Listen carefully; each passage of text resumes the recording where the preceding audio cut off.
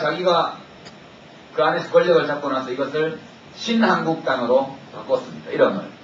그래서 신한국창조, 이것이 문민정부 당시의 구호였죠. 노태우 대통령은 보통 사람의 시대, 이것이 노태우 정권의 구호였죠. 하나도 보통의 삶을 살지 않은 분인데 이 사람 믿어주세요 이러면서 하여튼 대통령 당선되었습니다. 그때 천문학적인 규모의 돈이 뿌려졌고 공무원들이 시청 지하실에서 현금을 봉투에 넣는 현금 작업에 동원되었다는 그런 전설의 고향 같은 얘기가 들립니다.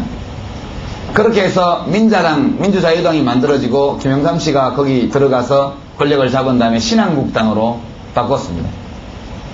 그 신한국당이 가다가 이회창 씨가 대통령 후보가 되고 김영삼 대통령 인기가 바닥에 떨어지니까 그것을 한나라당으로 다시 바꿨습니다.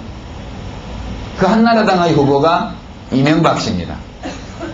그러니까 민정당은 민자당을 낳고 민자당은 신한국당을 낳고 신한국당은 한나라당을 낳아서 오늘날 이명박 씨가 한나라당의 후보로 있는 것이죠. 이것이 우리 정치 역사의 한 축입니다.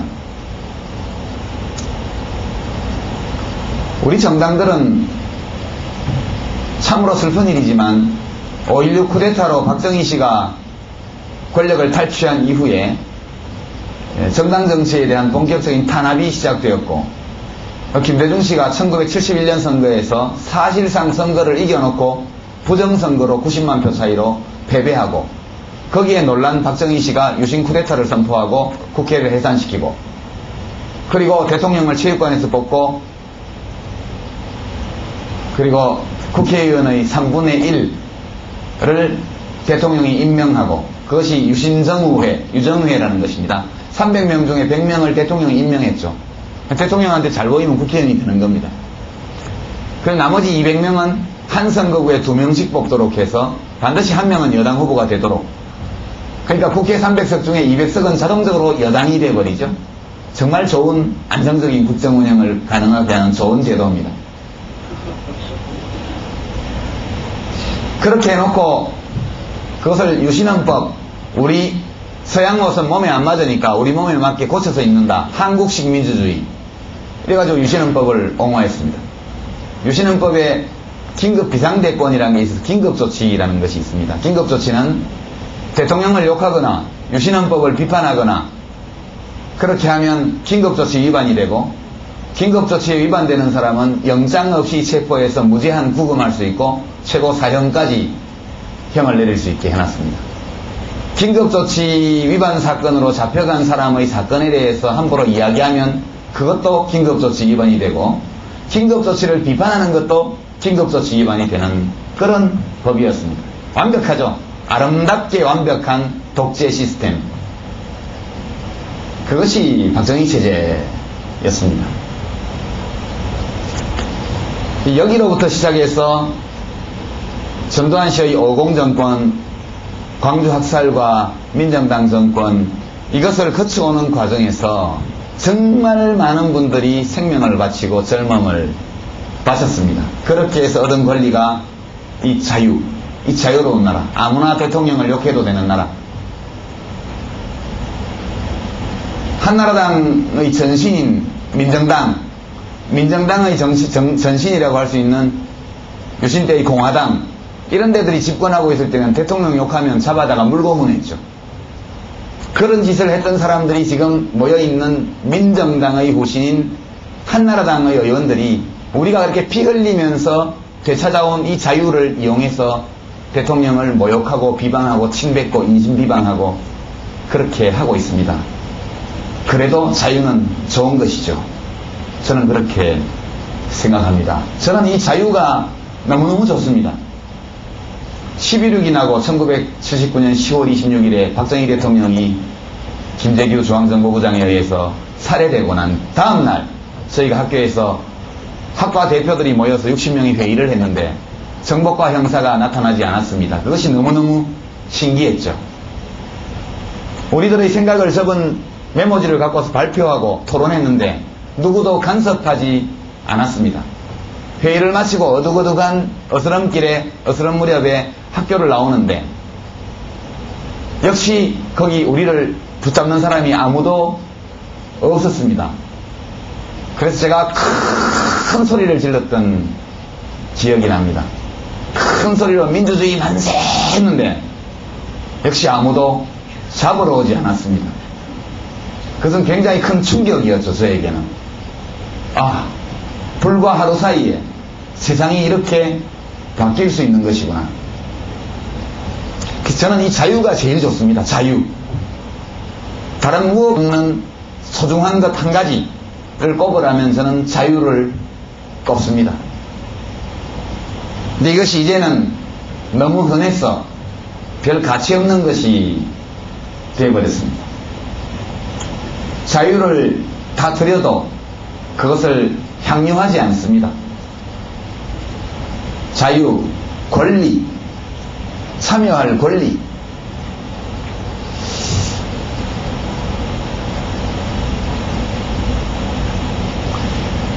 때로 지금 현실을 참 신기하게도 저는 느꼈습니다. 이 대한민국이 어디로 갈 것인가? 모두가 다 자기에게 주어진 자유 위에서, 권리 위에서 잠자고 있을 때 이 대한민국은 어디로 갈 것인가?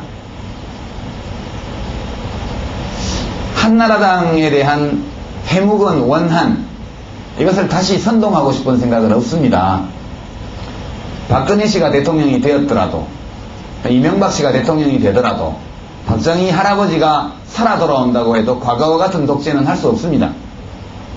한 번 자유를 맛본 민중은 그것을 빼앗기려 하지 않기 때문에 그것을 다시 빼앗는 것은 굉장히 어려운 일입니다. 그래서 저는 이번 대통령 선거에 어떤 결과가 나온다고 해서 갑자기 대한민국이 독재 체제로 돌아가리라고는 생각하지 않습니다. 그러나 많은 부분 과거로 회귀하는 일들이 발생할 것으로 생각합니다. 돌이켜보면 저 20대는 참으로 암울한 시절이었습니다. 그때는 취직은 잘 됐지 않냐 이렇게 말씀하지만 정말 3분간 자기의 정치적 신념을 말하는 대가로 3년 징역을 살아야 되는 시대라는 것은 참으로 비참한 세월이었고, 외국으로 나가고 싶어도 그때는 국가의 허가를 받아야만 외국에 갈 수 있었습니다. 읽고 싶은 책도 마음대로, 정부 당국자들이 싫어하는 모든 책들, 모든 노래들이 다 판매 금지 조치를 당하던 시대였습니다. 이해찬 후보와 저 6살 차이가 나는데 이렇게 20대를 보내고 30대 초까지 그런 세월들을 보냈고, 이것이 개인적으로 얼마나 큰 손실이었는가, 그 시기에 했어야 될 일들을 하지 못한 것, 이런 것들 아쉬움이 많이 남아 있습니다. 저는 언론에서 보도되고 있는 이 친노 세력이라는 것, 이것은 보수 언론이 쳐놓은 프레임, 인식의 틀입니다. 이 틀 속에 갇혀있는 우리들로서는 그 어떤 정책 비전을 가지고도 국민과 만날 수가 없습니다. 한겨레신문과 경향신문, 오마이뉴스 같은 진보 매체까지도 공히 이런 프레임을 사용하고 있습니다. 보수 담론의 헤게모니에 진보 담론이 다 굴복해버린 것이죠. 나는 친노 후보가 아니다 이러면 그 다음날 아침에 유시민 차별화 시작, 이렇게 날 거 아닙니까? 이것이 이른바 프레임 전쟁입니다. 민주주의는 이미 완성된 것이고 민주화 세력의 시대적 소명은 종결되었다. 이제 경제 성장률을 올리고 일자리를 많이 만드는 것이 시대 정신이다. 이렇게 이야기합니다. 여러분도 그렇게 생각하시나요? 저는 대한민국이 좀 더 공정한 사회가 되어야 된다 생각합니다. 지금은 우리가 살고 있는 이 사회는 매우 자유로운 사회지만 많은 불공정한 일들로 가득 찬 사회이고, 법과 규칙이 정해져 있지만 그것을 잘 지키지 않는 사람들이 더 크게 성공하는 그런 세상이라고 저는 생각합니다. 제가 정당 이야기를 한다고 했는데 시간이 너무 많이 갔는데 다시 정당 얘기로 돌아와 보죠. 정치에 대해서 국민들이 굉장히 짜증스러워 하시죠. 제가 봐도 짜증납니다. 그 안에서 정치하고 있는 저도 왕짜증이 납니다. 제가 2002년도에 정치에 뛰어들었는데 2002년 8월 30일 개혁당 창당을 위한 국민대 토론회 발제를 하면서부터 제가 정당인이 되었습니다. 딱 만 5년 됐습니다. 이 5년 동안 제가 국회의원에 2번 당선되고 장관을 1년 4개월 하고 집권당의 최고위원을 지내고 그리고 대통령 후보로 접었지만 출마까지 했으니까 엄청나게 출세를 했죠. 이렇게 짧은 기간에 이렇게 빠른 정치적인 성장을 기록한 정치인이 아마 우리 정치사에서 드물 것으로 저는 생각합니다. 그렇게 정치하고 있는 제 자신이 굉장히 많이 부끄럽고 이 정치에 대해서 짜증이 납니다. 보시는 국민들이 어떠시겠어요? 정치가 왜 이렇게 되느냐? 왜 맨날 몸싸움이고 욕설하고 서로 정책은 어디 가버리고 몸싸움하고 돈선거 부정부패 사건은 계속되고 있고 많이 좋아졌다고는 하지만 왜 이럴까? 국회는 제대로 열리는 날보다 싸움질하느라고 문 닫혀 있는 날이 더 많고 제 진단은 정당이 잘못되었기 때문에 그렇다는 것입니다. 제가 2002년 여름 국민 경선으로 선출해놓은 노무현 후보의 지지율이 떨어졌다는 이유로 후보를 교체하려고 하거나 후보를 쫓아내려고 하거나 공공연히 자기 당의 후보를 내버려 두고 당 밖에 있는 다른 정치인을 후보로 세우려고 하는 이런 일들을 보면서 이것은 당시 민주당이라는 한 정당 내에서 벌어지는 권력투쟁을 넘어서 대한민국 정당의 위기, 민주주의 그 자체의 위기를 의미하는 것이다. 이렇게 판단하고 더 이상 시사평론, 정치평론 하면서 관전자의 입장에서 머물 수 없다. 그렇게 하고 글 쓰는 일을 다 중지하고 정당을 만드는 일에 착수했습니다. 그것이 개혁당이었습니다. 짧은 기간에 4만 명 정도의 당비를 납부하는 당원을 온라인으로 모집했고 당비도 온라인으로 받았고 지도부 선출도 온라인 투표로 했고 제가 당대표, 초대 당대표를 지냈습니다. 저는 정치에 들어오자마자 정당의 대표가 되었던 사람입니다. 저희 문제의식은 나라가 더 잘되게 하려면 공공분야가 일을 제대로 해야 되고 국가가 일을 제대로 하려면 좋은 정당이 집권하도록 해야 된다. 정당이 잘못되어 있으면 정치가 잘못된다. 정당은 자동차 공장으로 치면 생산 라인에 해당되는 것이고 정치인들은 혹은 정책은 제품입니다. 정치인이 불량 정치인이 나오고 정치가 불량이 되고 정책이 엉망이 되는 것은 이 정책과 정치인의 생산 라인이라고 할 수 있는 정당이 잘못되어 있기 때문이다. 정당이 왜 잘못되냐? 정치를 직업으로 하는 사람들이 자기 말 잘 듣는 사람을 모아서 정당을 만들고 지구당 위원장, 국회의원은 지구당에 가면 소위 말하는 사이비 교수보다 더 권력이 막강하고 국민은 당원은 동원 대상인 이런 정당, 이런 하향식 정당을 가지고는 국민이 정치의 주인이 아니고 종에 불과하다. 동원 대상에 불과하다. 이런 상황에서 정치인들이 국민의 눈치를 살필 리가 만무하고 부패에 빠지게 된다. 국민들을 동원하기 위해서는 돈이 들어가니까 돈 많은 사람한테 이권을 봐주고 돈을 받아올 수밖에 없는 것이다. 정당을 고치지 않으면 정치는 바로 서지 않는다. 이 문제의식 하나를 가지고 우리가 직접 정당을 만들자. 이렇게 해서 유명인사 하나 없이 당원 4만 명짜리 정당을 온라인 인터넷 베이스 위에서 만들었습니다. 그리고 이제 이 실험을 이제 큰 당에서 해보자. 이렇게 해서 열린우리당을 창당할 때 그 개혁당을 해산하고 당원들이 다 이쪽으로 와서 했는데 실패했습니다. 열린우리당 망했습니다.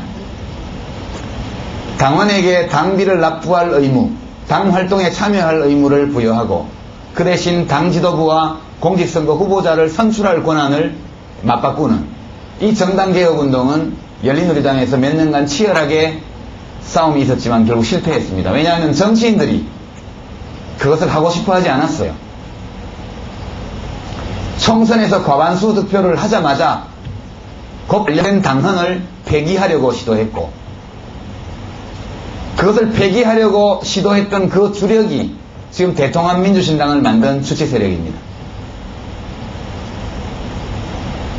저는 정당인으로서는 실패한 사람입니다. 제가 저를 좋아하고 후원금을 보내주고 저를 지지해준 분들에게 약속한 것이 대한민국에 정말 좋은 정당, 민주적 원리에 따라서 운영되는 정당, 좋은 사람을 공직 후보로 만들어낼 수 있는 능력을 가진 정당, 정치인이 부패하지 않고도 얼마든지 조직활동을 할 수 있도록 당원들이 자원봉사해주고 후원금을 내주는 정당, 이런 정당을 꿈꾸었는데 이 꿈은 참담한 실패로 돌아가고 말았습니다.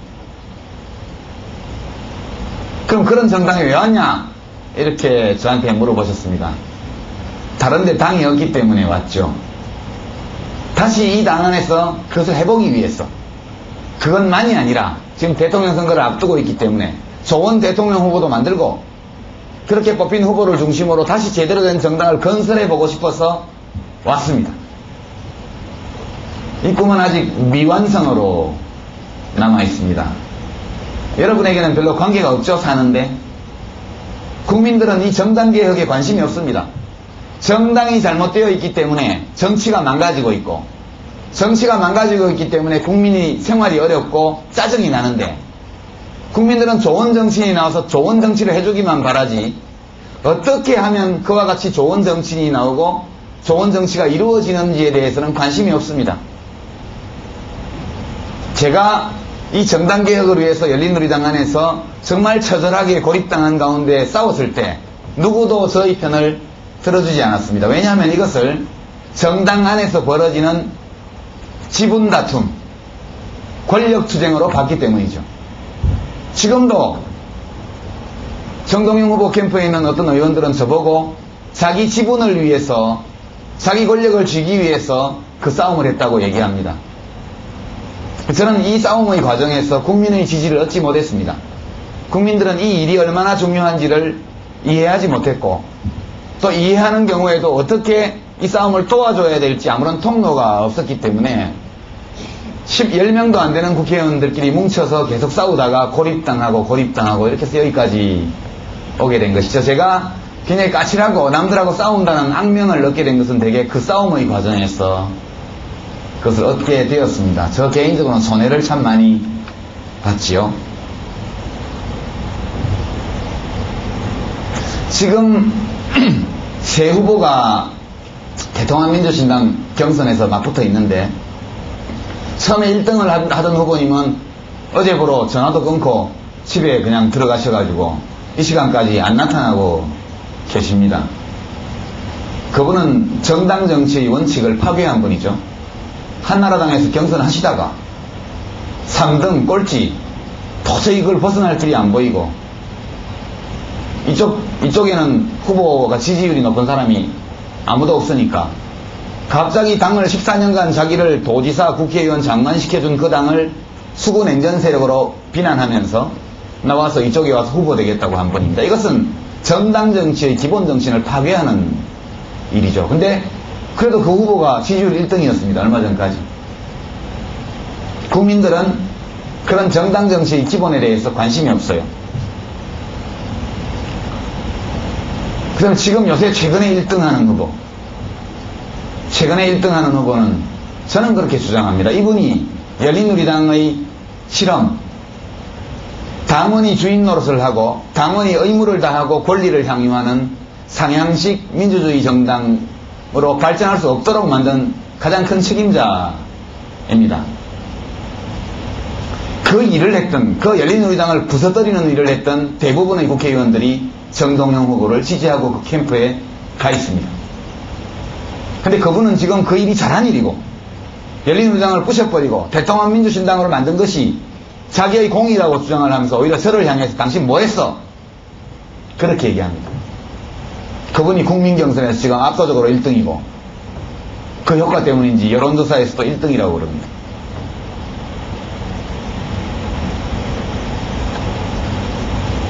세 번째로 이해찬 후보가 있는데, 이분은 정당 정치를 별로 안 한 분입니다. 일만 한 분입니다. 일만. 예, 정책위 의장으로 일만 하고 자기 당내에서 조직도 안 만들었고, 정동영 후보는 당을 다 망쳐버리고 그 폐허 위에 자기 조직과 자기를 지지하는 많은 소위 국회의원만 딱 남긴 분입니다. 그런데 1등입니다. 이해찬 후보는 정책위 의장, 장관, 총리 등등으로 일하는 동안 자기 조직을 아무것도 만든 적이 없는 사람입니다. 혈혈단신으로 일했고 불과 4개월 전에 6년 동안 준비한 후보와 상대로 지금 4개월 전에 출마를 선언하고 나와서 지금까지 선거운동하고 있습니다. 이분이 열린우리당이 부서지는데 책임이 있었던 분 아니죠. 그러나 정당개혁에 대해서 굉장히 큰 관심을 가지고 일했던 분도 아닙니다. 그러나 이분은 정당이라는 것이 얼마나 중요하며 정당이 어떤 질서 아래 움직여야 한다는 것은 잘 알고 있는 분입니다. 그래서 제가 대통령 후보가 되려고 했습니다. 저는 되려고 했는데 저를 좋아하는 분들이 선거인단에 가입을 안 해주셔가지고 캠프가 망했습니다. 망했으니까 할 수 없이 M&A를 했습니다. 저보다는 더 국회의원도 많고 지지해주는 국회의원도 많고 그렇기 때문에 상승부에 조직도 많이 있고 이런 분하고 위에는 아무것도 없지만 바닥에 지지자들의 네트워크가 강하게 있는 저하고 이렇게 결합하면 시너지가 날 것이다. 그렇게 해서 제가 선대위원장을 맡아서 하고 있습니다.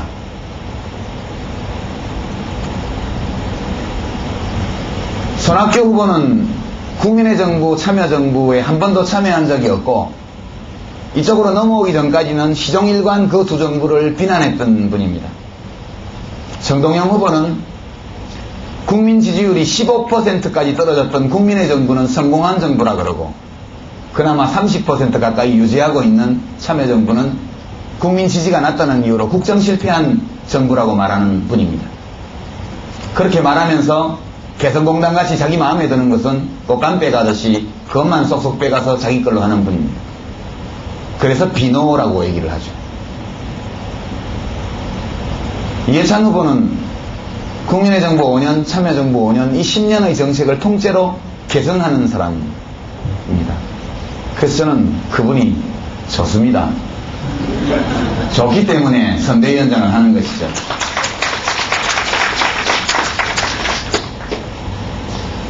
이것이 정통성입니다.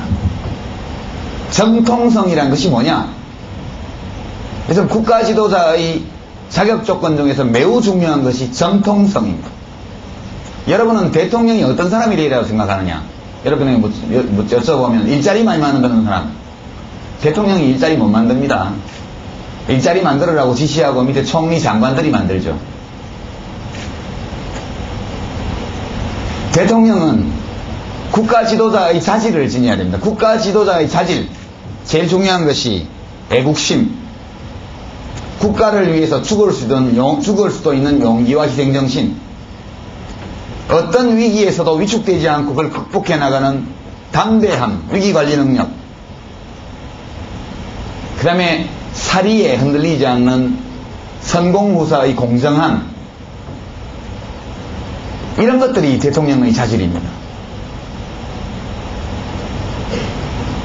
자기의 정치적 목적, 자기의 이익을 위해서 정당 정치의 원리를 헌신짝처럼 버리는 사람,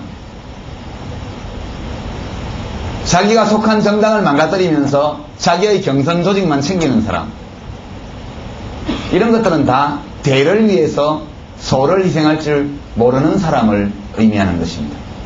국가 지도자로서의 기본 자격이 없다. 저는 그렇게 생각합니다. 지금 손학규 후보가 집에 계속 계신데. 지방 갔답니다. 아, 그래요? 예, 어딘지 모르겠지만 지방 가셨다고 그러네요. 이것이 정통성이 결여되었거나 정통성이 불완전한 후보입니다. 이런 후보들은. 자기 삶 속에서 그와 같이 대를 위해서 소를 희생하는 용기와 희생정신, 자기 자신의 작은 이익보다는 자기가 몸담은 공동체의 이익을 우선하는 선공후사의 공정성, 이런 것들을 지닌 사람이 정통성 있는 후보죠.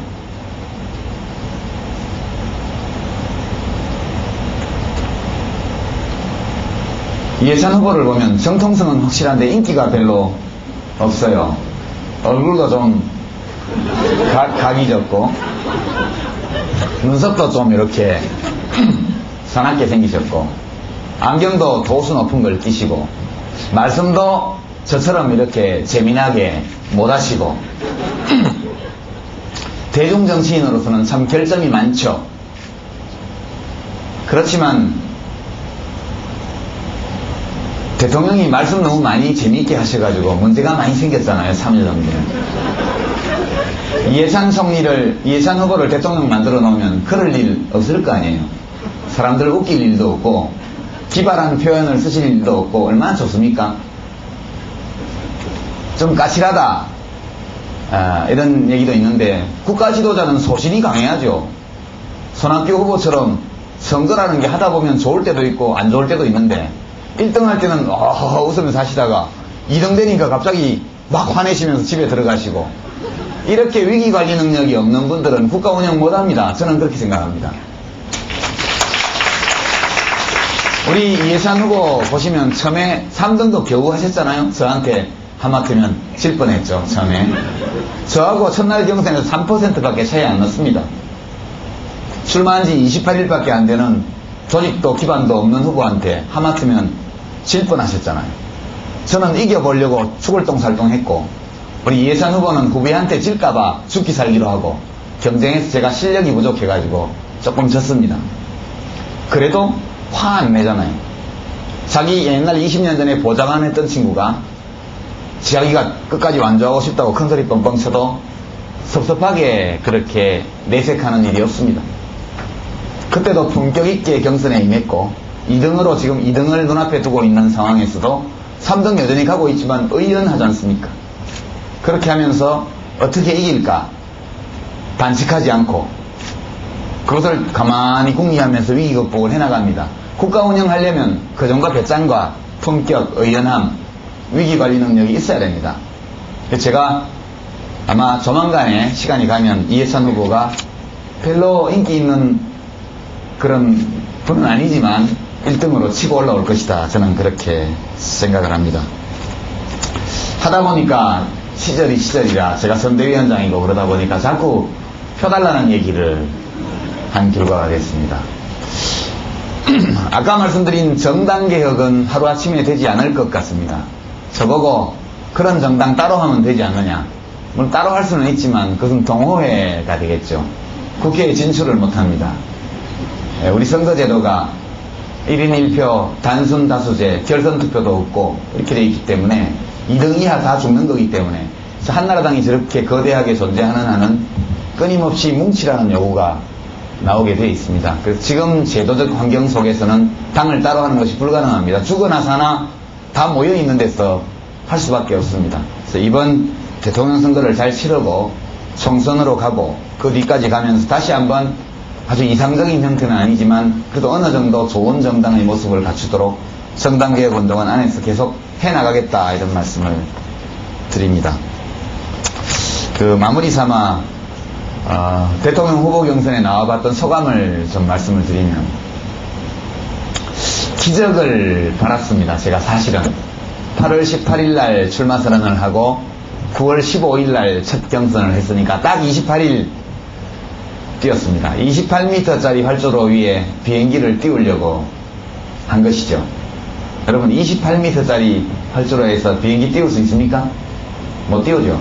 뜰 수 있다면 경비행기밖에 못 뜹니다.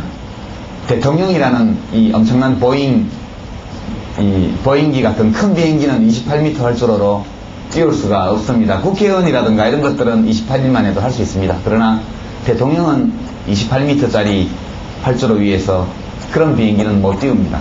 기적을 기대해봤죠. 돌풍이 확 불어서 그냥 바람에 날아가서 떠버리는.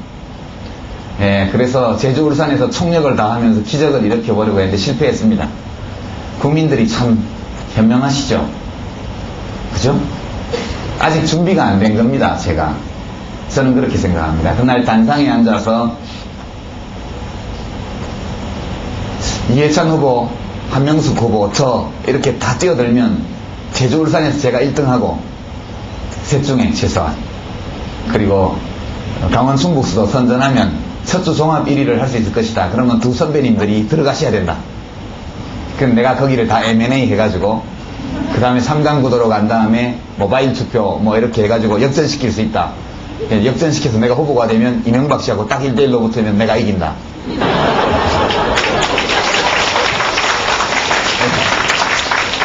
뭉게구름 같은 이런 꿈을 꾸었습니다.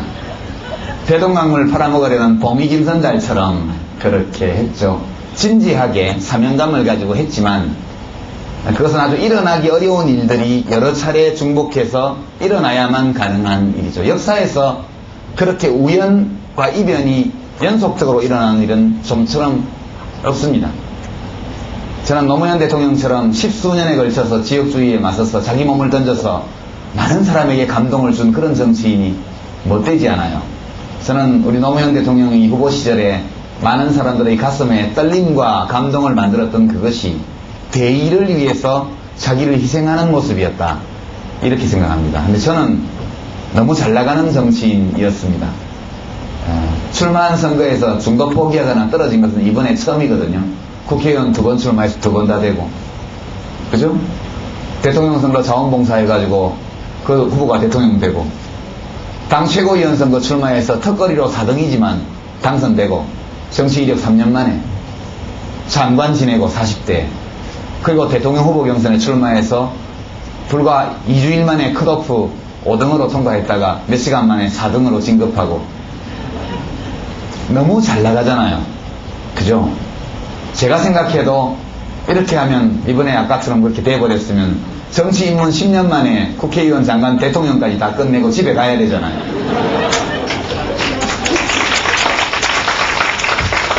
그래서 아하, 그런 일은 일어나지 않는구나.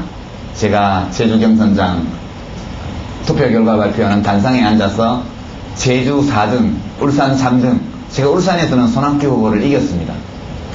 울산 3등, 제주 4등, 종합 4등. 이 결과를 받아들고 어떻게 할까 잠시 망설였습니다. 저는 기적이 일어나기를 바라는 심정으로 28일간 했고, 우리 이해찬 후보와 한명숙 후보께서는 저 젊은 친구한테 뒤지면 죽는다 이런 생각 때문에 또 죽기 살기로 선거운동 하셔가지고 저를 넘어서셨죠. 축하드리는 마음도 있었고 제가 꼭 하고 싶었는데 아직은 국민들이 허락지 않으시는구나 이런 생각도 들었고, 그날 태풍이 불고 비가 와서 제가 낚시를 좋아해서 추자도에 표가 많은데 그분들이 배가 안 떠서 한 분도 못 오시는 일. 저희 집사람 고향이 제주도 조천읍인데 조천읍 일대가 물난리가 나가지고 사람들이 투표를 하지 못한 점, 이런 우연들이 겹쳤는데 이것이 다 하늘이 나를 말리는 것이다 이렇게 판단했습니다.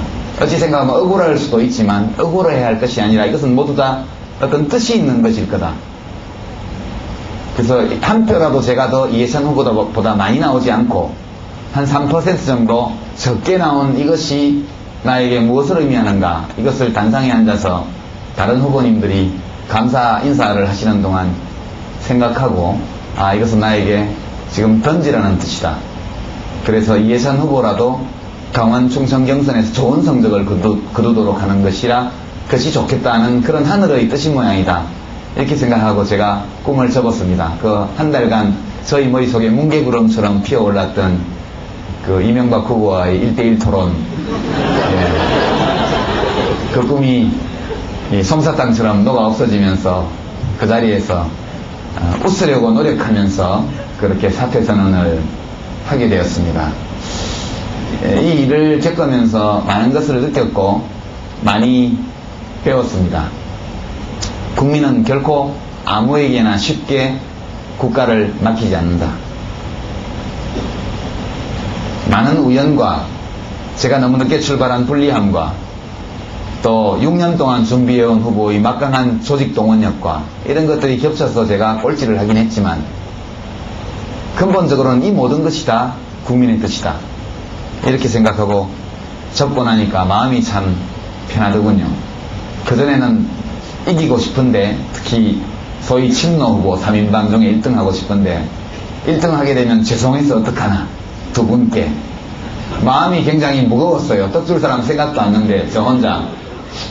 그래서 늘 선거운동을 하면서도 마음 한켠이 무거웠는데 딱 접고 나니까 마음이 그토록 편안할 수가 없었습니다. 내가 무리한 욕심을 냈구나 하는 이런 생각도 들고, 또 제가 던지고 나니까 저를 좋아하는 분들은 그날 밤에 엄청 우셨다는데, 또 이해찬 캠프에 그런 환호성을 올리고 좋아하시고 이 모습을 보니까 저도 또 행복해지고, 예.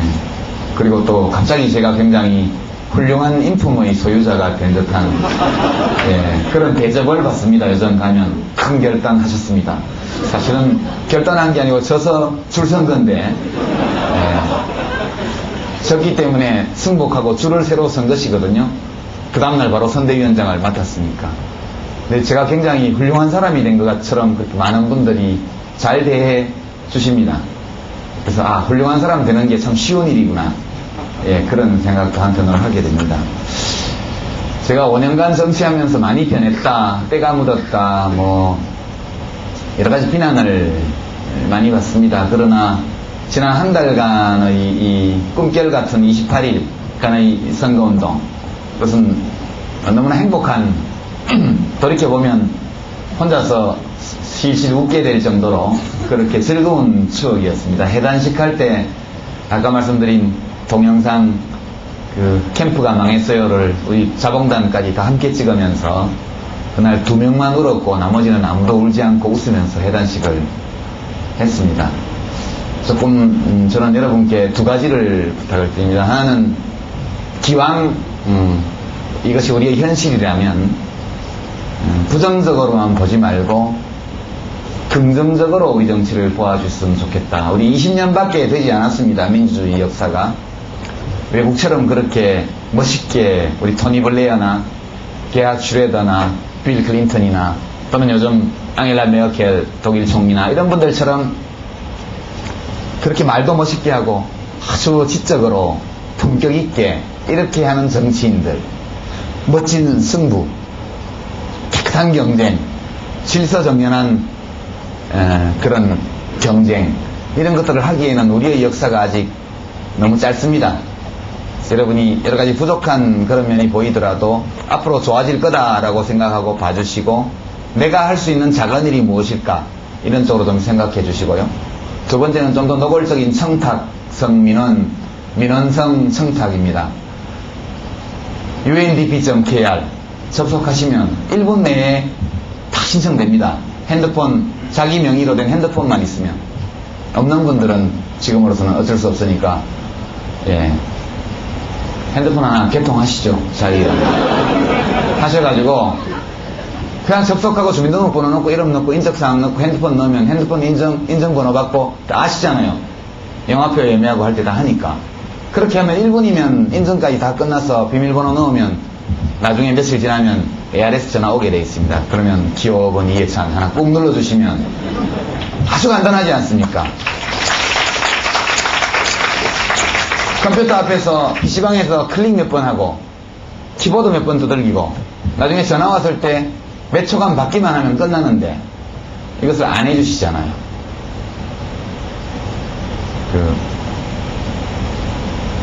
나가실 때 인적사항 다 적어 놓도록 하겠습니다. 나중에 당 선관위에 알아봐서 여러분들의 주민등록번호로 투표가 안 돼 있으면 강연료 받으러 다시 부산에 오겠습니다. 꼭 가입해 주시고요. 제 홈페이지 방문하셔서 캠프가 망했어요 동영상도 좀 봐주시고, 주변의 친구들한테 권유하기 좋지 않습니까? 이 정도야 권유해서 재미삼아 같이 도서관 컴퓨터 앞에 가서 해가지고 입력해서 투표해 주시고, 폰 투유 유시민을 위한 핸드폰 투표 이해찬을 부탁해요. 이게 오늘 갑작스럽게 만들어진 이 강연의 최종 결론입니다. 해주시겠습니까? 네. 대답이 없으세요. 해주실래요? 네. 아무래도 못 믿어.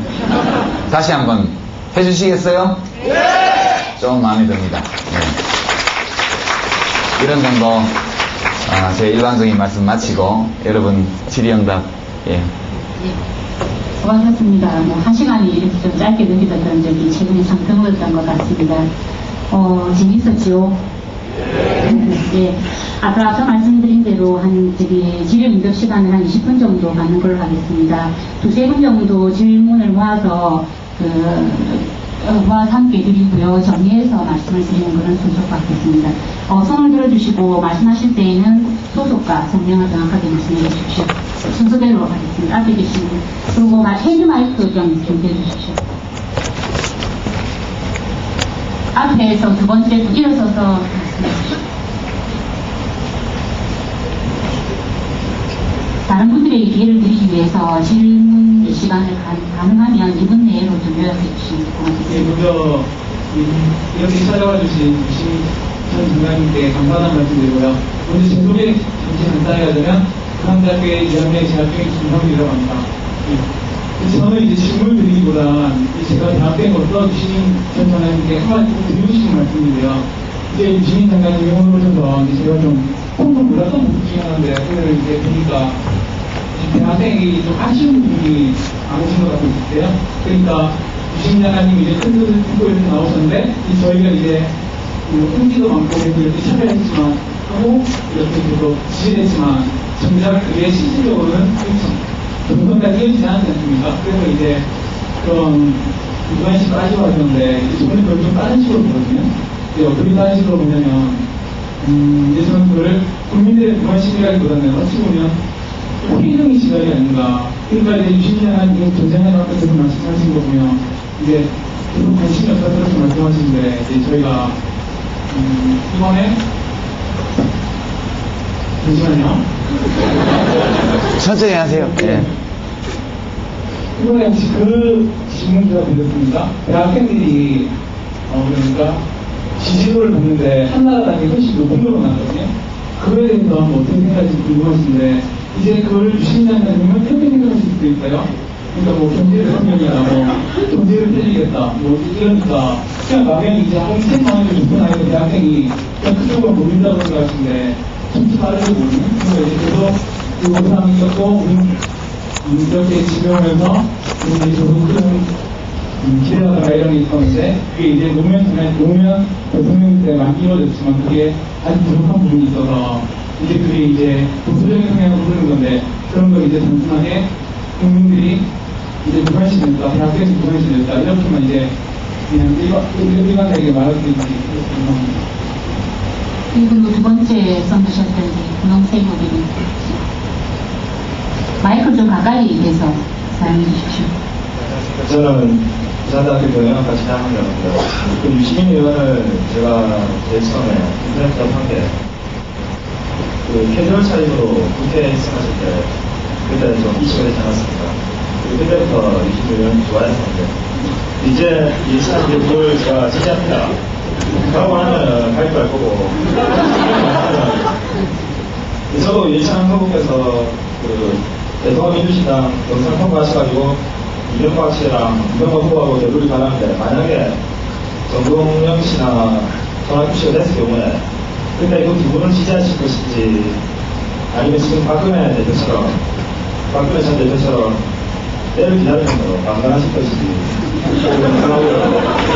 두 번째 질문은 우리나라에 4대 권력이 있지 않습니까? 군대 경찰 검찰하고 제4의 권력이 언론이라 하는데 지금 참여정부가 그 국민 정부나 그 정권에 대해서 상당하게 언론에 심판을 많이 받고 있습니다.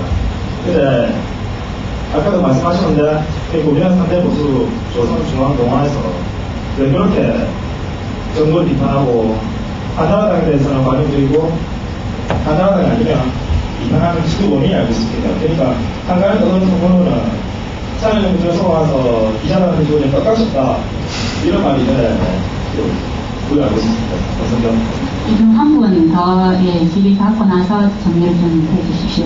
저기 여학생 선언을 만들었습니다.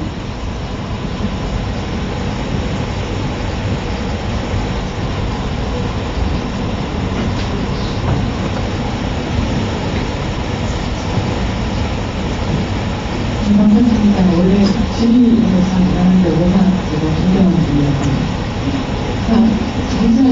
저는 부산대학교 행사학과 졸업하고 사실은 올 필요가 없는데 웃으라면 아직도 어제 술이 덜 드는데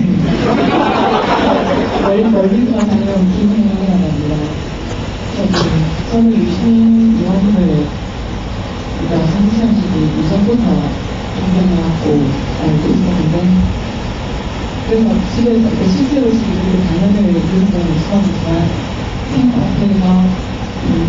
동영상으로서나 많이 접하고 방송을 많이 듣고 살았거든요. 그런데 늘 보면, 오늘은 5년, 7년이 사람이다. 근데 늘 이렇게 책 보면서 궁금했던 게, 책도 저도 많이 갖고 읽어봤지만, 궁금했던 게, 유신이 부모님께서 생각하시는 행복이란 무엇이고, 행복이 무엇이고, 또한 지금 정치를 하고 계신데, 그 이전에 원래 글 쓰는 것을 좋아했던 의원님인데, 의원님이신데, 좋아하는 일을 하는 것과, 그리고 어떤 건지 모르겠지만, 슬픈 노력, 의미, 열정, 그런 것을 이해가지고 하시고 계시는지, 언제가 더 행복하신지, 예. 이거 순서대로 말씀드립니다. 첫 번째, 그 학생이 무관심 때문이 아니고, 이제 한나라당 지지율이 더 높다, 이런 말씀 하셨는데, 맞습니다. 한나라당은 어떤 비법이 있는지 모르겠지만, 그냥 경제를 살리겠다, 그래요. 우리는 양심상 그렇게 말 못하겠습니다. 왜냐하면 이 문제가 얼마나 어려운 문제인지 잘 알기 때문에. 지금 우리가 직면해 있는 몇 가지 도전, 세계화, 지식정보화, 고령화, 양극화, 이 네 가지의 시대적 혹은 문명사적 도전에 직면해서 어떻게 대응해야, 무엇을이 아니고 어떻게 대응해야 경제 성장률도 높이고 일자리도 많이 만들고 양극화도 완화하고 또 미래의 성장 동력도 더 높일 수 있을까? 늘 참여정부 5년 내내 이 문제로 고민해왔죠. 정직하게 말씀드리면 특별하게 왕도가 없다는 겁니다. 지금까지 해왔던 정책들 중에서 부족한 부분은 좀 고치고, 잘못된 것은 조금 고치고, 부족한 부분은 보완하고, 그리고 이제 해법이 있었지만 서로 합의가 안 되어서 잘 안 되었던 것들은 앞으로 합의를 이뤄나가고, 그렇게 해야 하는 것이 다 정직한 답이라고 생각해요, 저는. 근데 이명박 씨는 어떻게 하겠다는 얘기 전혀 없이 조금 어려움이 있지만 죽지도 않은 경제인데 경제가 죽었으니까 살린다고 이야기를 합니다. 국민들은 여기에 눈이 다 가 있죠. 이것이 현실입니다. 저도 경제학을 전공한 사람인데 아무리 들여다봐도 이명박 씨의 공약을 들여다봐도 어떻게가 없습니다. 대운하, 이것은 뭐 이미 포기한 공약이나 다름이 없고, 747 이렇게 말하는 것은 7% 경제성장, 국민소득 4만 불, 세계 7대 경제강국. 근데 딴 나라 다 가만히 있고 우리끼리만 7% 계속 성장해도 7등 안 돼요. 앞뒤도 안 맞는 이런 주장인데요. 여하튼 그것은 경제 성장률을 2% 정도 더 올리겠다는 공약 딱 하나입니다. 이제 이것은 저는 혹세무민이고 선동이라고 생각하죠. 그러나 우리가 그런 선동에 맞서서 국민의 시선을 더 확실하게 끌 만한 그런 답을 못 찾고 있기 때문에 어쩔 수 없이 국민 시선이 그걸로 가 있는 것이죠. 그러나 저희는 정직하게 하겠습니다. 정직하게. 7%, 8% 성장률 공약들 하는데 저 같은 경우는 5 플러스 알파, 잠재 성장률을 5% 수준으로 올리고 실제 경제 성장률은 플러스 알파가 0.1이든 0.2든 하여튼 그보다 좀 더 하겠다. 이런 정도의 소박한 정직한 공약밖에 못합니다. 이명박 씨가 7% 성장을 하겠다고 하는데 아무리 들여다봐도 어떻게가 없습니다. 그러니까 앞뒤가 전혀 안 맞는 이상한 공약을 가지고 국민 시선을 끌고 있죠. 그리고 이것은 언론들이 상당 부분 부채질하는 것입니다. 이분이 건설회사 CEO 출신이니까 그렇게 하시겠죠. 제가 대운하 공약이라든가 747 공약에서는 많이 비판했으니까 저희 비판은 국민에게 안 들립니다. 여기 오신 분들은 들으시지만 한 줄도 신문에 보도 안 나올 겁니다. 단언컨대 저희 홈페이지에 동영상에 올라가 있겠지만 몇백 명 수준밖에 안 볼 겁니다. 이것은 미디어 환경의 불리함 때문에 저희의 주장은 국민들에게 전달되기 어렵습니다. 그리고 복잡해요. 우리 얘기는 이 문제는 이렇게 하고 저 문제는 저렇게 하고 뭐를 한 다음에 이렇게 하고 굉장히 복잡하고 그래서 7% 돼야 안 돼. 그러면 꼭 된다는 법은 없고요. 좀 높아질 겁니다. 이게 우리의 답이잖아요. 무척 매력이 없습니다. 세금 깎아달라 그래도 안 된다 그러고, 이명박 씨는 세금도 깎아주고 복지 혜택도 늘리고 7조 원짜리 공약도 합디다. 하루에 그 전날 6조 원을 깎아주는 감세 공약을 한 다음에 그 다음날 보육 분야, 교육 분야에서 7조 원 들어가는 공약을 하더라고요. 어디 이명박 씨는 자택 지하에다가 돈을 많이 파묻어 놨나 봅니다. 하여튼 뭐 그렇게 돼 있어서 제가 몸담고 있는 이 신당 또 이 정치 세력이 매력이 없습니다. 매력이 내가 봐도 그거 7% 경제성장 이런 큰 소리는 못 쳐도 다른 매력이 있으면 또 좀 돌아봐 주겠는데 제가 봐도 매력이 없는데 어느 국민이 봐서 매력이 있겠습니까? 그러니까 지는 것이죠. 제가 원망한 거 아닙니다. 우리 잘하고 있는데 국민들이 안 알아준다 이렇게 한 게 아니고 민주화 세력이 10년 동안 정권을 잡고 국가 운영을 했는데 민주화 시대 이후에 우리가 국민과 대화할 수 있는 정책 담론을 형성하지 못했습니다. 제가 사회투자국가, 선진통상국가, 평화선도국가론이라는 이 3.1체형의 국가발전 비전을 내놨는데 약세 후보라서 그건 뭐 보도도 잘 안 되죠. 저는 제 나름의 해법을 갖고 있습니다. 근데 이 담론이 제가 몸담고 있는 이 정당의 전체적인 합의를 받아내는 정책 담론으로 되지를 못했죠. 뭐 한쪽에는 민생이다, 실용이다, 뭐 개혁이다 하는 이런 말도 안 되는 그런 구호를 둘러싼 싸움들만 벌어졌지. 민주화 세력이 집단적으로 민주화 이후의 시대의 국민들과 미래에 관해서 진지하게 토론할 수 있는 통일된 정책 담론을 형성하는 데 실패했기 때문에 열린우리당의 파산이라는 것은 일정 부분 그로 인한 것이기도 합니다. 그래서 뻔뻔하게 다 잘했는데 우리가 안 알아주냐 이래 말 못합니다. 우리도 무지하게 잘못했고 자기 혁신에 실패했고 새로운 정치 보여준다 해놓고 낡은 정치 다 보여줬고 지금도 보여주고 있고 부끄럽습니다. 그 점에 대해서는 그렇게 생각합니다. 그러나 그래도 노력해야죠.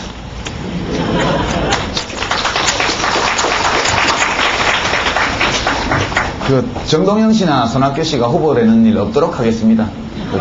그분들이 후보되면 지지하겠냐 이렇게 물어보시는데 없도록 하겠다 이렇게 말씀드리고, 그래도 만에 하나 사람 일이 알 수 없으니까 되면 어떡할래? 뭐 승복해야죠. 이래돌라 하면 이래드려야죠. 당연한 거 아닙니까? 같이 경합했던 사람으로서는. 근데 정동영 후보가 후보 되시면 저한테 이래달라고 안 그러실 것 같아요. 그래도 시키면 하겠습니다. 네.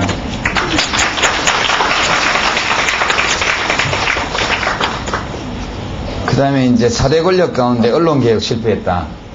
언론개혁 정부가 못합니다. 할 수가 없습니다. 무슨 수단으로 할 겁니까? 합법적인 수단으로 한 것이 불법한 경쟁행위에 대한 과징금제도 이런 거 만들고, 기자실의 특권을 없애기 위해서 브리핑룸 통폐합하고 이런 거 하고 있지 않습니까? 그거 가지고 언론 탄압이라고 아주 난립니다. 요즘 기자분들 언론 탄압을 안 겪어보셨나봐요. 혹은 세월이 한 10년 지나니까 다 잊어버리신 것 같아요. 옛날처럼 지하실에 데려와서 거꾸로 달아매고 고춧가루물 붓고 광고주 협박해갖고 광고 다 끊고 날마다 보도지침 내려보내가지고 보도지침대로 안 쓰는 사람 또 벌 주고, 이런 것이 언론 탄압이죠. 지금 언론 탄압 없습니다. 무슨 언론 탄압이 있습니까? 대통령이 언론하고 좀 다투는 것이죠. 그냥 엄살이 심합니다. 그죠? 엄살이 엄청나게 심해요. 기자실 문제 같은 경우도 언론에 불편을 주는 일입니다. 언론에 불편을 주는 일인데 언론을 탄압하는 것은 아니죠. 다만 제가 개인적으로 공무원들을 접촉하는데 이렇게 미리 신고하고 접촉하게 하는 거, 또 뭐 공간을 정해서 어디서만 만나게 하는 거, 이런 거는 꼭 필요하지 않다 저는 생각합니다. 그런 건 다 열어도 되고, 또 뭐 엠바고 보도 통제 요청 한 거 깨면 또 징계 먹이는 거, 이런 것도 기자협회에다가 주면 됩니다. 정부에서 굳이 하나 기자협회에 맡기나 큰 차이 없다 이렇게 생각하죠. 뭐 그런 것들은 본질과는 별로 관계없는 거니까 풀어줘도 된다 생각하고, 최근에 청와대에서도 뭐 그건 그래 하겠다 이렇게 했으니까 별 문제 없습니다. 설마하니 기자분들이 자부심이 얼마나 강한 분들인데 떡값 없어졌다고 그것 때문에 화내서 정부를 괴롭히겠습니까? 그런 일은 없습니다. 여러분 그렇게 진짜 생각하신다면 그거는 젊은 이 기자분들의 자부심을 몰라서 하시는 말씀입니다. 월급도 어느 정도 많이 받고 있고 사회적인 예우도 받고 있고 또 떡값이란 게 그렇게 또 옛날에도 많았던 것도 아니고 가지고 언론인들이 살아가는 것이 아닙니다. 그분들도 나름의 사명감을 가지고 일하는 분들이기 때문에 뭐 이제 대통령을 지지하는 분들은 하도 서운하니까 그런 말씀도 하시고 하는데 그런 것 때문에 언론인들이 이렇게 하는 것은 아니다 이렇게 생각합니다. 저는 제가 진단하기로는 조선중앙동아일보 같은 거대 신문사의 경영진, 사주, 편집진 이런 분들이 지나친 사명감과 독선에 사로잡혀 있어서 그렇다. 자기들이 여론을 만든다고 생각하고 국민들의 의식을 통제할 수 있다고 생각하는 것이죠. 그리고 그분들이 나라를 나쁘게 하려고 국민한테 해끼치려고 그러는 게 아니고 주관적으로는 국가 발전과 국민의 행복을 위해서 그렇게 하는 겁니다. 저는 그렇게 생각합니다. 무슨 나쁜 뜻이 있어서 그런 것이 아니고 좋은 의도로 그렇게 하고 있는 것이죠. 그런데 그분들의 생각이 잘못되어 있기 때문에 그분들의 의도와는 정반대로 나라를 아주 해롭게 하는 쪽으로 지금 영향이 나타나고 있는 것이다. 이렇게 생각합니다. 저는 솔직히. 그리고 잘 보여야 됩니다. 언론인한테. 제가 출마해보니까 언론한테 잘못 보이면 못 살아남습니다. 무섭습니다. 실제로 겁이 납니다. 우리 대통령은 이제 다시 선거에 나오실 일이 없으시니까 용감하게 저렇게 하시는데 저는 또 선거에 나가야 될 사람인데 얼마나 무서운지 아십니까? 그리고 대통령께서 출마 안 하신다고 저렇게 막 싸움을 벌이시니까 파편이 튀어갖고 우리가 다 맞아 죽잖아요. 이것이 대한민국 현실입니다. 저는 그렇게 생각하고요. 마지막에 여학생이 질문해준 행복은 자기가 하고 싶은 일을 하면서 사는 게 행복이죠. 하고 싶은 일을 하는데 그것도 남들보다 좀 더 잘하면 더 행복하고요. 거기다가 하고 싶은 일을 남들보다 더 잘하면서 돈까지 많이 벌면 최고로 행복한 인생이죠. 저는 그렇게 생각합니다. 하고 싶어 하는 일을 남들보다 더 잘하고 돈까지 더 많이 벌면 최고다. 박찬호, 박세리, 김미현 이런 프로 운동선수들, 이세돌, 이창호 이런 프로 기사들 프로 아닙니까 그게? 또는 조그만 네일아트점을 내서 그 백화점 코너 같은 데서 손톱 따듬어주는 이런 젊은 여성을 이렇게 보면 참 즐겁게 일합니다. 아, 저 사람은 저 일을 좋아하는구나. 그 일에서 먹고 살고 그러면 행복한 거죠. 근데 정치도 먹고 살아집니다. 국회의원 되면 월급도 한 700~800만 원 나오고요. 물론 이제 다 갖다가 생활비로 쓸 수 있는 것은 아니지만 어쨌든 나오고. 근데 일상이 행복하냐? 그것은 아니죠. 그리고 개인적으로 이걸 안 하고 다시 프리랜서로 돌아가면 참 행복하겠다 이런 생각을 많이 했습니다. 그리고 늘 대통령 임기가 끝나면 나도 내 자리로 돌아가야지 라는 생각, 자유로운 삶에 대한 그리움 이런 것들이 강하게 있어서 언제든지 떠난 자리가 표시 안 나게 해놓으려고 노력 많이 했습니다. 그러다 보니까 정치에 정을 잘 못 붙이게 되고 인간관계를 관리하는데 별로 신경 안 쓰게 되고 그러다 보니까 네 가지가 없다 이런 얘기도 좀 듣게 되고 이것이 공직자로서 바른 태도가 아니다 이런 생각을 한 2년 전부터 했습니다. 그래서 최근에 대통령 후보 출마하면서는 자유인으로서의 삶에 대한 그리움은 일단 포기한다. 그래도 5년 후에 다시 도전해야지. 나도 누구처럼 6년간 준비해서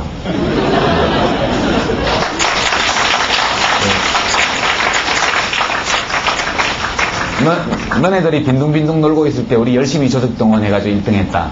열심히 한 게 빈둥빈둥 논 거보다 비난받아야 될 일이냐 이렇게 말씀하시는데 맞습니다. 저희도 빈둥빈둥 논 건 아니지만 저는 28일밖에 준비 못했고 예선 후보는 넉 달밖에 못해가지고 실력이 딸립니다. 조직동원에. 우리도 앞으로 5년 동안 열심히 일해서 5년 후에는 정말 그렇게 말하는 후보보다 더 막강한 조직동원력을 한번 보여줘야 되겠다 이런 생각하는데 안 되겠죠. 그렇게 하면 안 됩니다. 안 되고 하여튼 요즘 그렇습니다. 그래서 자유인으로서 살아가는 행복한 일상에 대한 꿈을 접었고 하도 분이 나서 5년 후에 또 해볼랍니다. 하다 보면 이 정치라는 것이 게임의 성격이 있기 때문에 하다 보면 원래 왜 시작했는지는 잊어버리고 그래서 지는 게 분해가지고 억울하고 원통해서 화가 나고 또 하게 됩니다. 이게 이제 이래서 정치가 마약 같은 것이다 그렇게 말하는 건데요.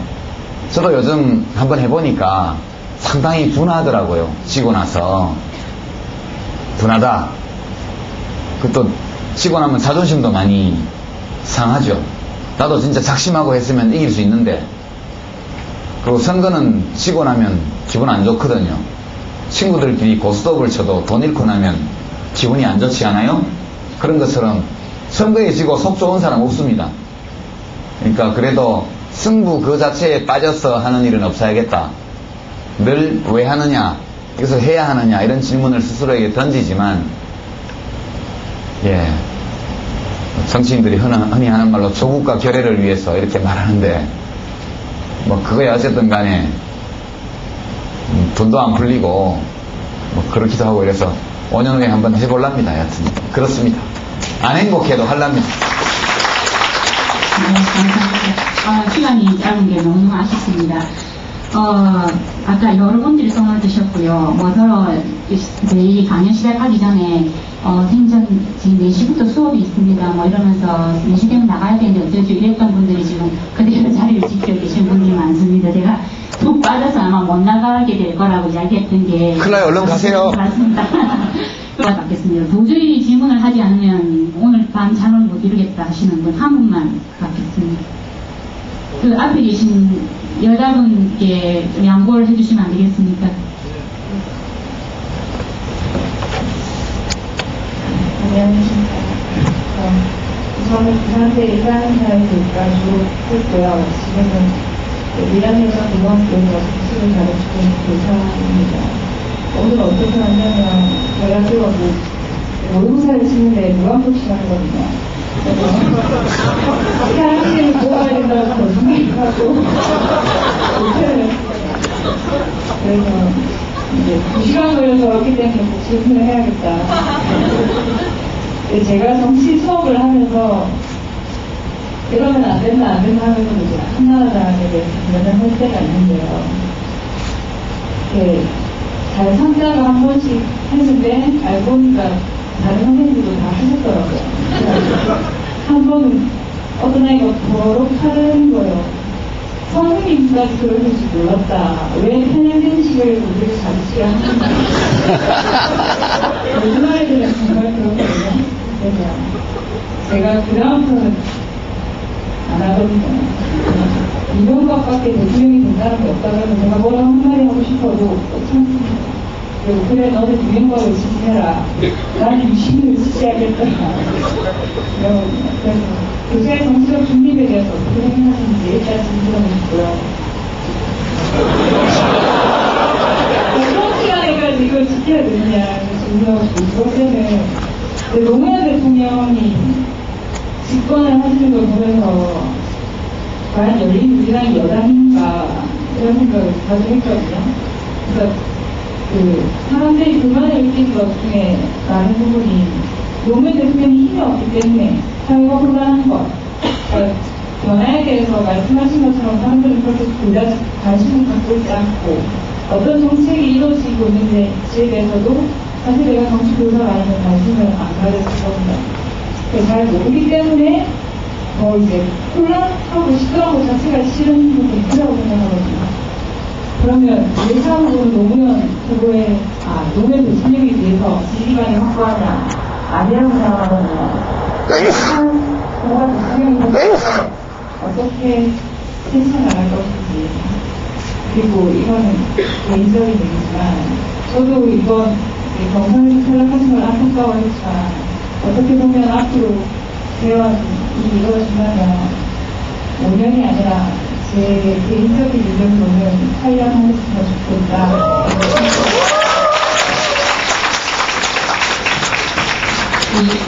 아까 살이 빠지도록 손을 들고 계셨던 약속 주신 남학생님 감사합니다. 역시 부산대학교 입사를 성취되는 이 앞에서 혹시 못 하신 말씀 있으면 다 정리해서 부탁드립니다.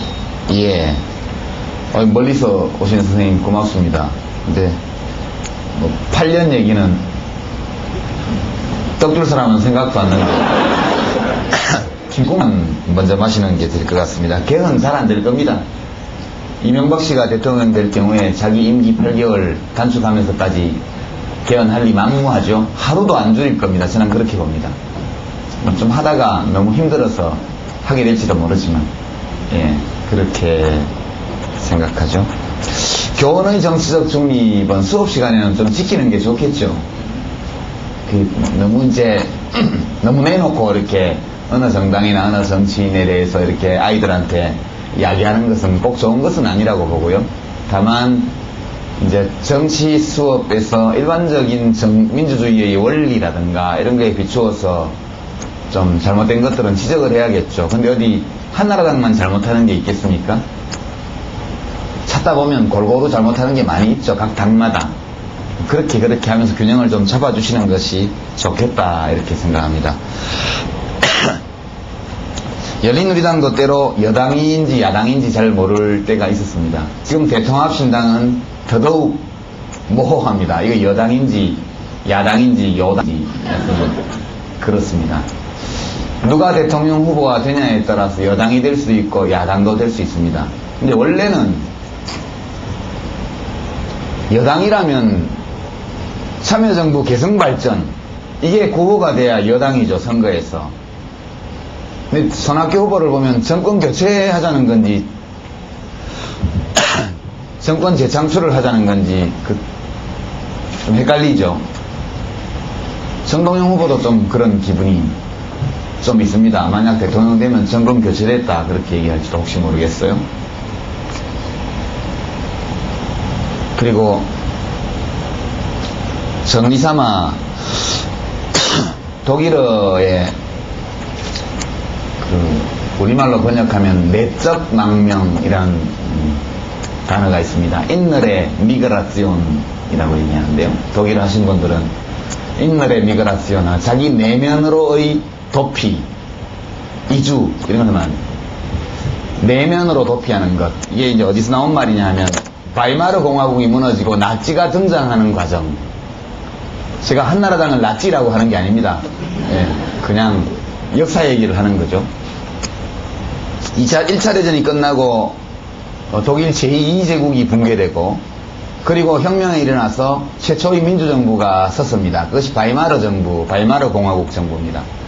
그때 바이마르 공화국 정부의 이 집권당은 사회민주당이었죠. 사회민주당. 이른바 베른슈타인류의 수정주의를 따르는 의회주의자들이 집권을 했습니다.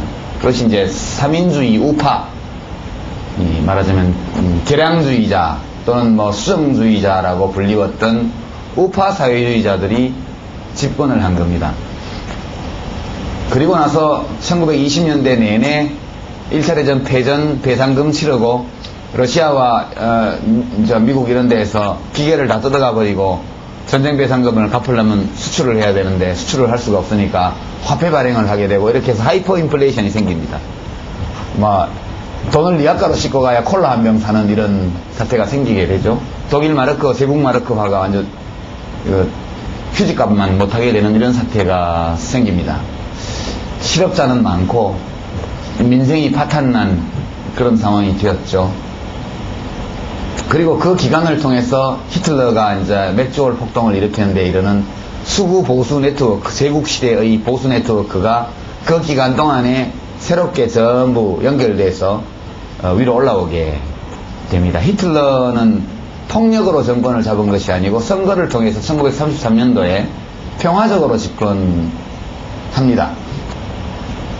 히틀러가 선거에서 이기고 나서 한 1000마디가 공익은 사익에 우선한다 이런 뜻이었습니다. 이런 말이었습니다. 사람들이 그것을 보고 굉장히 흥분했죠. 좋아하고. 왜냐하면 바이마르 공화국 내내 집단적 시위와 투쟁이 끊이지 않았고 노조는 밤낮 없이 파업했고 뭐 그랬습니다. 여하튼 사회가 혼란스럽고 무질서하고 그리고 공익은 사익에 우선한다 이러니까 그러면 각각 사익을 위해서 자기 마음대로 했던 사람들이 이제 공익을 위해서 이제 마음대로 못하겠구나 그렇게 생각을 했으니까 매우 신선한 이야기였죠. 근데 이제 문제는 히틀러가 말했을 때 공익은 사익에 우선한다라고 말했을 때 공익은 뭐냐? 누가 그것을 규정하느냐? 히틀러가 규정하는 것 하면 그것이 공익이죠.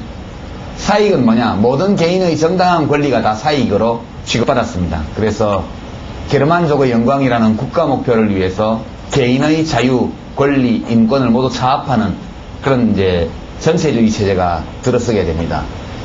이 과정에서 바이마르 공화국 내내 공산당, 말하자면 좌파 정당이 한 일이라고는 바이마르 정부, 안 그래도 허약한 정부를 계속 공격하는 일뿐이었습니다. 공산주의 이념을 앞세워서 삼위주의 정부를 개량주의자로 몰고 계속 비난하고 정치적으로 공격하는 일에만 10년 내내 매달렸습니다. 삼인주의 내부에는 민주주의자가 별로 없었습니다. 민주주의를 어떻게 운영하는지도 잘 몰랐고, 매우 능력이 부족한 민주정부가 서 있었던 것이죠. 그리고 그 혼란의 와중에서 제2제국 시대의 수구 네트워크가 부활하기 시작합니다. 그것이 선거를 통해서 나타난 것이 1933년도 히틀러의 집권이죠. 그리고 나서 히틀러가 잡자마자 모든 민주주의 규칙을 다 무너뜨리기 시작합니다. 제일 처음에 집시들을 공격하기 시작했을 때, 집시들을 잡아가두기 시작했을 때 사람들은 외면했습니다. 자기 문제가 아니니까. 지금 유럽에서 어떤 유력한 정치인이 동성애자에 대해서 비난하거나 통제하려는 발언을 하면 곧바로 좌우파를 막론하고 모든 정상적인 정파가 다 들고 일어나서 비난합니다. 왜 그런 줄 아십니까? 히틀러의 경험 때문이죠. 그 당시에 처음에 집시들을 잡아들이기 시작할 때 집시는 아주 작은 소수파, 인종적인 문화적인 소수파였기 때문에 누구도 그것을 자기 문제로 생각하지 않고 방관했습니다. 우리하고는 관계없으니까.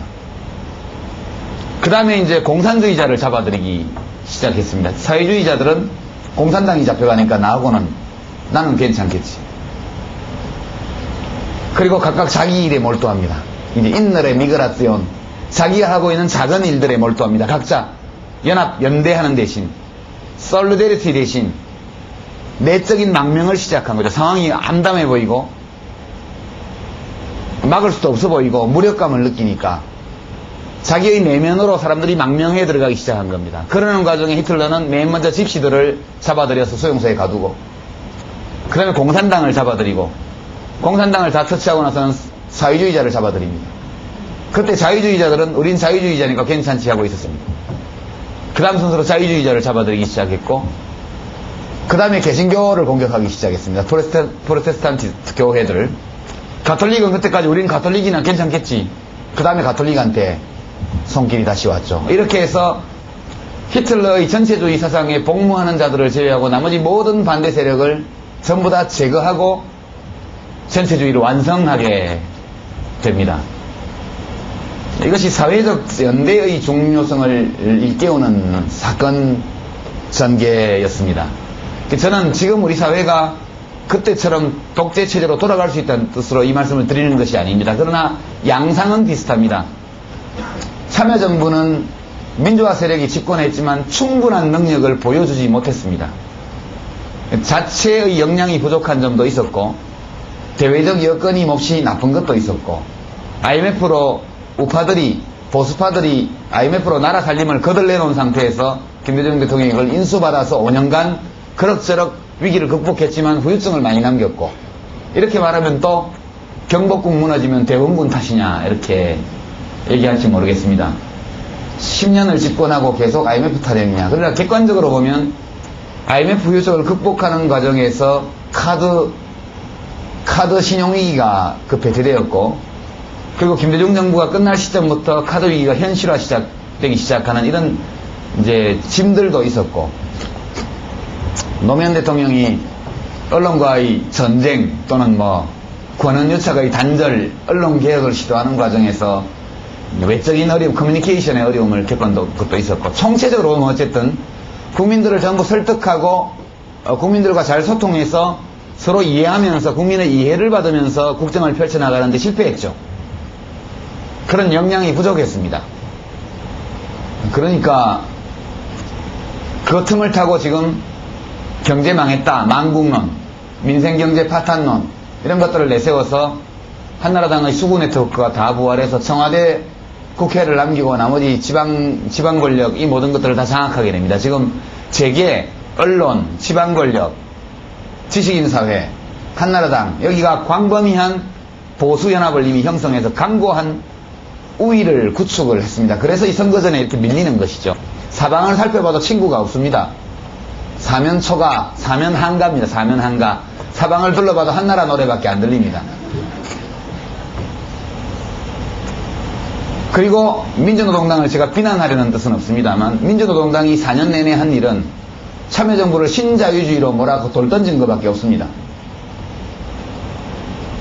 어째 양상이 비슷하지 않습니까? 바이마르 공화국이 무너지던 때하고. 정도는 다르지만 양상은 비슷합니다. 바이마르 공화국이 독일 최초의 민주공화국이었죠. 국민의 정부와 참여정부도 사실 최초의 민주정부입니다. 이 10년 동안에 전후 1차 대전 후 독일이 겪었던 것 같은 민생 파탄은 아니지만 국민들이 주관적으로 굉장히 불만족스러워하는 경제적 상황이 계속되어 왔고, 히틀러가 경제적 번영을 약속하고 권력을 잡았던 것처럼 747, 7% 성장, 대우나 이런 것들을 공약으로 해서 이명박 씨가 압도적인 강세를 보이고 있죠. 이대로 해서 가면 한나라당이 집권하게 될 수 있죠. 그럼 그들이 무엇을 할 것이냐, 그 권력으로. 그것은 여러분의 상상에 맡기겠습니다. 그러나 앞으로도 개혁 진보 진영이 이렇게 서로 간에 선명성 경쟁을 하거나 자기 정체성을 잃어버린 가운데 도덕성마저 상실하는 자기 혁신의 게으른 모습을 보여준다면 대한민국 전체가 완전히 보수 우파 수구 세력들의 손아귀에 떨어져서 사회 전체가 보수화되어가는 이런 일들이 벌어질 수도 있다, 저는 그렇게 생각하죠. 너무 무거운 말씀인데 가볍게 들어주십시오. 작은 관심이 상황을 바꿉니다. 나비의 날개짓이 태평양 건너에 폭풍을 일으키는 것처럼 여러분들의 작은 관심, 작은 참여, 이런 것들이 상황을 근본적으로 바꿀 수 있습니다. 그래서 제가 여러분께 클릭 몇 번 하고 그걸로 끝나는 문제인데 왜 안 해주시냐고, 힐난한 것은 아닙니다. 그냥 안 해주셔도 그만이고요. 어떻게 할 방법도 없죠. 여러분의 약속을 믿고 오늘 한 200분 오셨으니까 1인당 10명씩 한 2000명 정도의 참여를 이곳 부산 지역에서 유발해 주실 것을 믿고, 네, 감사합니다. 긴 시간 열정적으로 강의해주신 유시민 의원님과 또 지정일반 수업도 빼놓으신 분 있는 것 같은데, 지정일반 자유를 지켜주신 우리 부산대학교 학우여러분께 감사드리면서 다 같이 박수로서 자리 정리하도록 하겠습니다. 그전에 그 집안이 망하는 날 어떤 용기를 가지고 동영상 그 지원에 참여를 하셨는지 모르겠는데, 아까 계속 말씀하셨던 그 짧은 공연 한 프로 보도록 하겠습니다. 예, 보신 분들이 있는 것 같아서 아쉬워서 한번 같이 보겠습니다. 정리하는 기간에 잠깐만 공지 말씀 두 가지 드리겠습니다. 워낙에 가시는 데마다